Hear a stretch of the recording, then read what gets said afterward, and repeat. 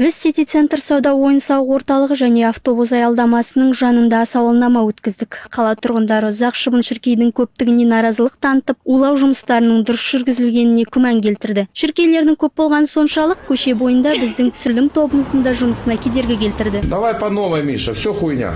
Бұтқана сіздерге қандай қолайсыздықтар танытып жатыр және бұлардан қалай қорғанасыздар? Көрдіңіз ғой, мінекей дәл қазір тұрғанда біздің бетімізді түгел бәрін шағып тастады.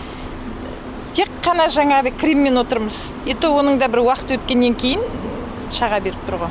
Бәрінен бұрын кішкентай немерелерімізге үсті-бастары жара-жара, почти аллергический болады ғой, бара-бара деген сөзім ғой. Өте қиын жағдай. Спрейді алып шашып сонымен жоқ, қалай берсе ванилин. Жан жаққа шашып, басқа істейтін айла жоқ. Қана миллиардтар ақша бөліп жатқан жоқ па, алдында жазып жатыр ғой. Сон, мынау, қайда кетіп жатыр. Қана вообще невозможно. Адамдар дейтін жүре алмайды. Остановкада 5 минут тұра алмаймыз. Балалар ойнауға шыға алмайды даже. Мүмкін емес мынау дейтін. Страшно. Даже сыртқа форточканы аша алмаймыз. Форточканы ашсаң тек қана үйге зулап кетеді. Да ну на.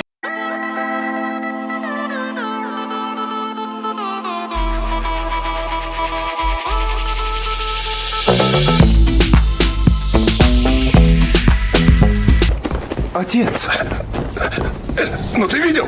Мен ешқандай қорғанбай, мен жалпы бүгін басқа қаладан келдім. Сол аэропорттан түскенде жабылып қалмай жатыр. Қашамыз енді, ішке қарай кіріп кетеміз. Это просто охуенно. Вообще, это никакого даже нету житья, невозможно ходить, стоять, везде мошки лезут и в глаза, и в рот, и в уши. Это вообще правительство, что их никогда не кусает, что ли? Они что, не смотрят, на улицу не выходят, что творится в городе в нашем? Это ужасное состояние. Көбіне сол қолмен бүйтіп отырамыз, или там орамал тағамыз дегенде ғой, жаңа бір кісілер бас киім киіп алған көрдіңіздер ғой сеткімен. Сондаймен жүреміз кейде. Қолайсыздық болғанда сол жұмысқа, осындай жұмыс жасап жатқасын, енді сыртта болғасын, тем более ондай қатты қолайсыздықтар келтіреді ғой. Хорошенькая. Они никому не нравятся, эти мушки. В прошлом году, по-моему, такого не было. Вот сейчас еду за ребенком в садик. Туда бегом, оттуда бегом, и целый день дома.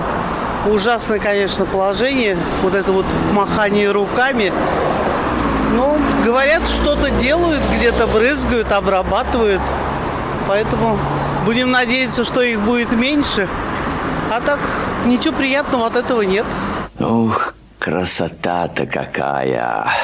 Лепота.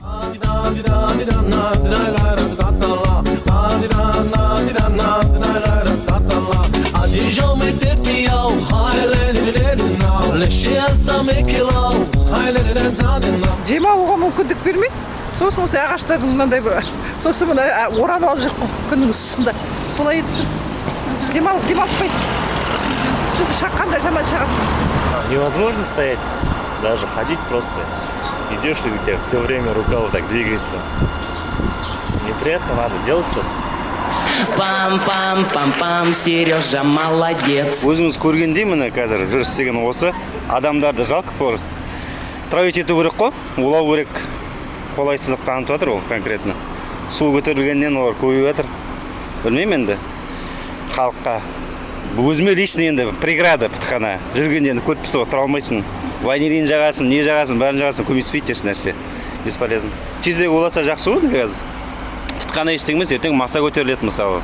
Бұтқананың сезоны екеннен қазір деген маса көтеріледі.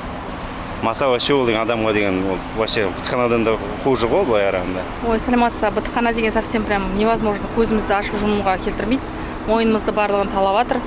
Осы жақында көзден операциядан келгем, көзге дейін кіріп тіпті қолайсыздық танытып жатыр. Ешқандай қоранатын ештеңе жоқ, білмеймін, улай ма, уламайды ма. Они очень отвратительны, после них все чешется и некомфортно гулять по улице. Нет, эти люди не передают мне привет, как вы могли подумать. Они отбиваются от мошки. С этим надо что-то делать и очень срочно. Благодарю за внимание.